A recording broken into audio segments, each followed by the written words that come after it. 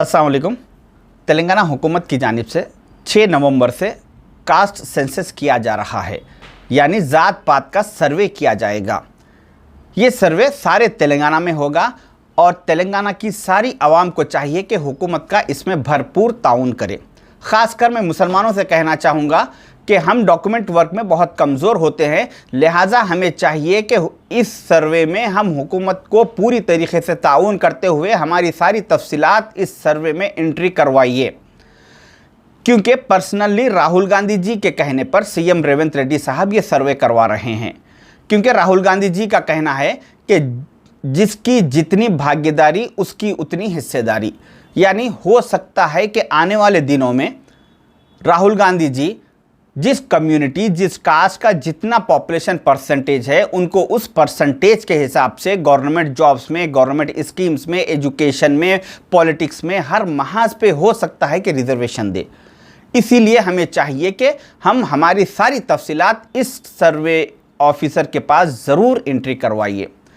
जो सर्वे ऑफिसर आपके घर आएगा, आप उसको गेट में ठहरा के या दरवाजे के बाहर ठहरा करके अपने डिटेल्स एंट्री मत करवाइए। उसको घर में अंदर बुला के बिठा के इत्मीनान के साथ उसको सारी तफसीलात दीजिए, क्योंकि एक सर्वे ऑफिसर को 150 से 175 घरों की जिम्मेदारी दी गई और ये सर्वे 30 नवंबर तक चलेगा।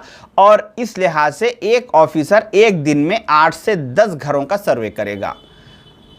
इसलिए उसको हर ऑफिसर हर घर पे आधे घंटे से 1 घंटे तक का वो वक्त दे सकता है।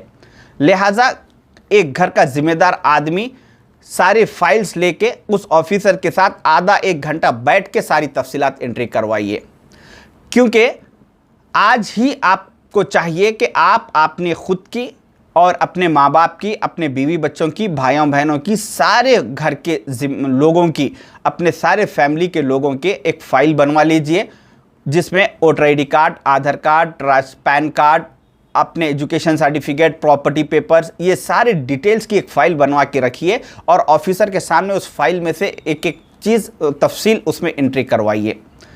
एंट्री करवाते टाइम इस बात का ज़रूर ख्याल रखें कि आप जब रिलीजियस में मुस्लिम लिखवाएंगे तो कॉलम नंबर 7 में इस बात का ज़रूर ख्याल रखें कि कास्ट कॉलम नंबर 7 में BCE लिखवाइए, E फॉर एलिफेंट।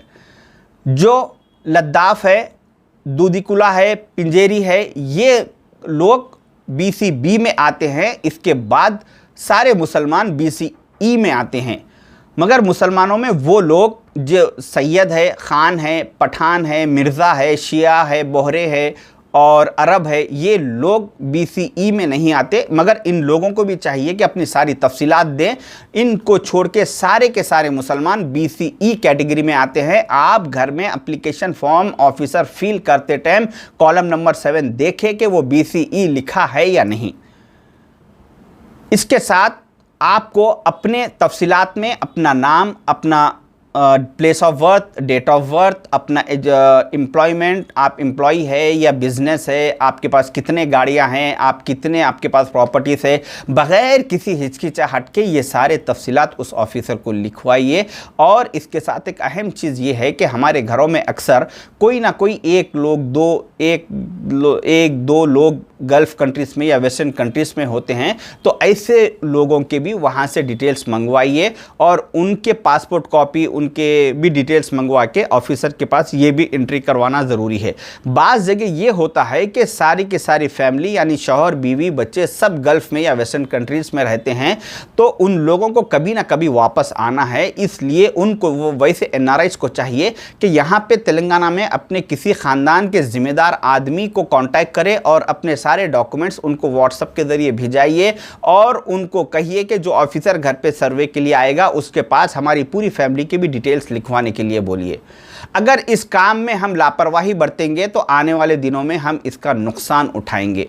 ये बहुत ज़रूरी है कि इस सर्वे में हमें पूरी तरीके से हुकूमत का ताउन करना लाजिम है, क्योंकि आप देखते हैं कि हर 4 दिन में कभी एनआरसी, कभी सीएए, कभी कुछ हालात बनते जा रहे हैं और आने वाले दिनों में हो सकता है कि हालात और ज़्यादा ख़राब हो। वो सब अपनी जगह है, मगर आज हमें चाहिए कि राहुल गांधी जी के इस इक़दाम के साथ हम उनका पूरी तरीके से ताउन करें और पूरी तफसीलात दें, क्योंकि हो सकता है कि आने वाले दिनों में हिंदुस्तान के मुस्तक़बिल में इस सर्वे की बुनियाद पर फ़ैसले किए जाएंगे। इसमें हमारे तफसीलात होना, हमारे सारे ख़ानदान का, फैमिली का, बीवी बच्चों के डिटेल्स होना लाजिम और ज़रूरी है। और जो महल्लों में जो मस्जिद कमेटियां हैं या सोसाइटीज़ है, उन लोग का काम महीनेवारी चंदा करना, मस्जिदों के बाहर चबूतरों पे बैठना और बातें करना इतना ही काम नहीं है, बल्कि इस ऐसे मौक़ों पर भी वो मस्जिद कमेटियों की ये ज़िम्मेदारी होती है कि ऐसे ऑफिसर्स को अपने साथ ले और सारे महल्ले के एक एक घर में लेके जाए, बताए और उनके पास एंट्री करवाइए।